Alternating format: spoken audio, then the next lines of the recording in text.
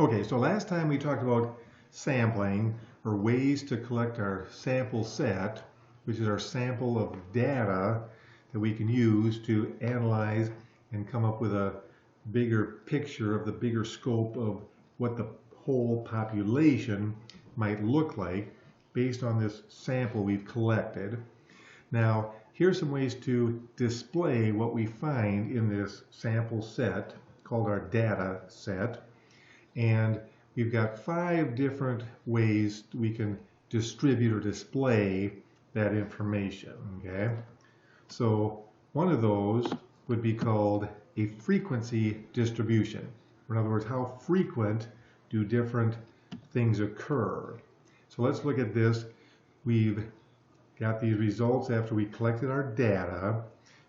N is 14. N is the number we use to represent how many pieces of data we've got. So N is the number of households that responded to our survey, or however we collected this information. And we break it up into groups of how many pets they have in their household. So our results showed everything from 0 to 5.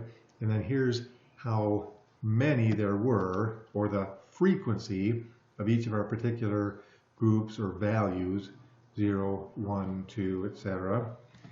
Here's another example. We've got this range. So instead of 1, 2, 3, 5, 6, we've got everything from 100 to 400 was in our results. Call that our range. Everything we found was at least 100 and up to possibly 400, and then again is our frequency. Here's the number of times it occurred.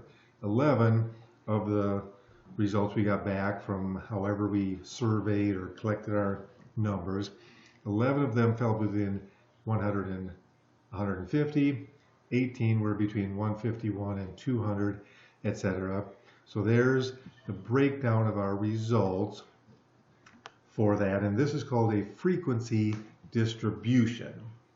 Okay, we take the frequency of each of our possible outcomes and state how that occurred. Okay, second type is the pie chart. Okay, on the left we have grades A through F as well as incompletes, and here's what it would look like on a pie chart. What percentage of the grades falls into each of these groupings. Okay, down here we can see A is the blue, orange is the B, etc.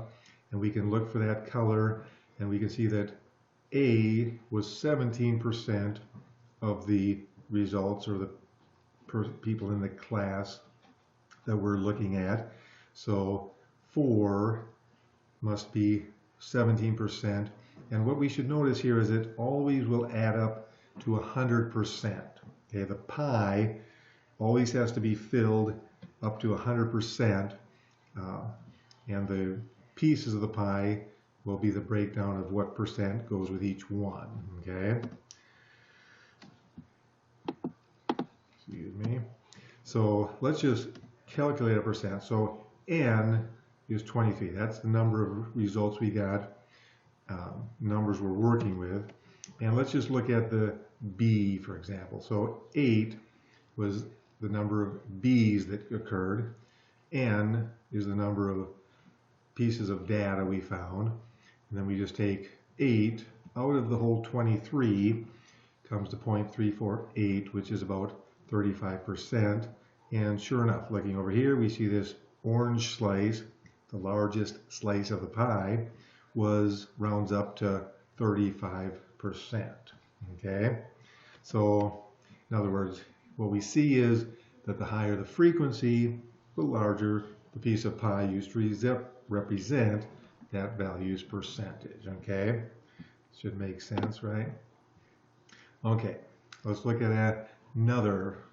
Part 3 is the bar graph. Okay, we've probably all seen these somewhere, but here's how this one is broken down. We've got the players of the basketball team, and we're looking at what points they've gotten from 2-point shots, how many points worth from 3-point shots, and then how many points they've gotten from free throws. Okay, So then we just see it over here. Susan, for example, the blue represents 2 pointers. Orange is the 3-point shots, and she didn't have any of those. And the gray is the free throws. So we see a lot of blue because she got 12 2-point shots, 12 points worth. And then the orange is missing because she didn't shoot any 3 points, but she got 3 points worth of free throws, okay? So each of the players has their own column, and we call this a stacked bar graph. So each player's total shows up with a nice visual breakdown of how many points came from each type of shot that they made, okay? Let's look at number 4 is the histogram, okay? So we've got midterm grade percentages here, and again we break it into these ranges, so from 0 to 49, and then by then we go by multiples of 10, so 50 to 59, 60 to 69, etc. Here's the frequency, or how many students fell in that range, and this is a histogram over here. So we can see nice visual of how they compared. This gives us a nice visual to see that the 70 to 79 and the 80 to 89 are equal, and they are way above any of the other values. The 90 to 100, the A's would be the next highest, and it's just over half of what those were. And then the 60 to 69 is next, and gives us a nice visual to see where the percentages fall and how the students are doing that way. Okay, so again, with the histogram, each stack is going to represent a range. So we're not going to have any gaps. It'll go 0 to 49, 50 to 59. There should be no gaps in between there. And we're assuming we're going to round everything off to an integer or a whole number. So there won't be like a 59.5 or something. So it jumps right from 59 to 60. So every number, possible percentage, has to be represented in one of these bars to be a proper histogram. Okay? Let's look at the next one. We got the last one is the line graph. Let me get over here, and here's what a line graph is. Again, I'm sure you've seen these in the different news articles or news, sports, a lot of things, stock market on the news, everything like that. And here's what a sample of a line graph would look like. Here's the first 6 months of the year, and here's the average temperature for that month. So they must have taken all 30, 31 days of that month, averaged together the temperature, and we can see them right here. And here's our line graph, which makes it much more interesting to see how it's going up and how steep the line is. Shows us how quickly it goes up, and we can use that to analyze what's happening. So that's basically all that is. So let's just have you show us what you know. And here's 4 questions to fill in, and here's our 5 choices which we've just discussed. All right. Number 1, which type of graph listed above would you use to show things as a percentage of the whole? Okay, well, you know it, right? You know it. Yeah, that's the one we discussed, which is the pie graph, pie chart, because the whole pie, the whole circle has to represent everything in there, and then it's just how much of the pie each type of data, each type of thing gets to have as its part of the pie. Okay. Whoops. Gave you the answer. What works best for showing things as they change over time? Okay. Which one kind of watches things from time, as time goes left to right? Well, we just saw the one January, February. We kind of watch things move either up or down as a function of time. stock market, each month or week or day it goes up or down, and left to right we're looking at time. So yeah, that's the line graph that shows that most easily. 3. The type of graph lists all the possible outcomes along with how many times each of them occurred. Okay, so on the one side we've got possible outcomes, everything that could have been a result or an outcome or a data type that we collected.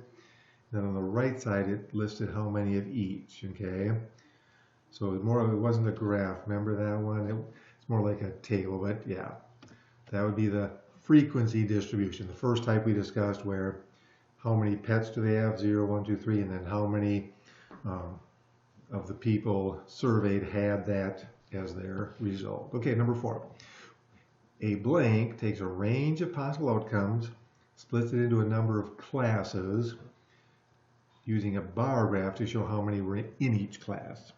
Okay, and the key here is kind of the bar graph, and that's actually a histogram if it's using the ranges. So it's not like our basketball one because of the keyword of range. Okay, so again, 0 to 50, 50 to 100, or something like that. Our example was the midterm grades. So it's the range, and it has to cover everything from there. So that's not the same as that bar graph for the basketball. Okay, there was looking at each player. But if it's talking about the range and the way it covers the whole range, that's why we know it's a histogram. Okay, so review those two a little bit, the histogram versus the regular bar graph. Okay, all right, good job. Those are the ones to know, so just review those if you need to, and we'll be ready to move on.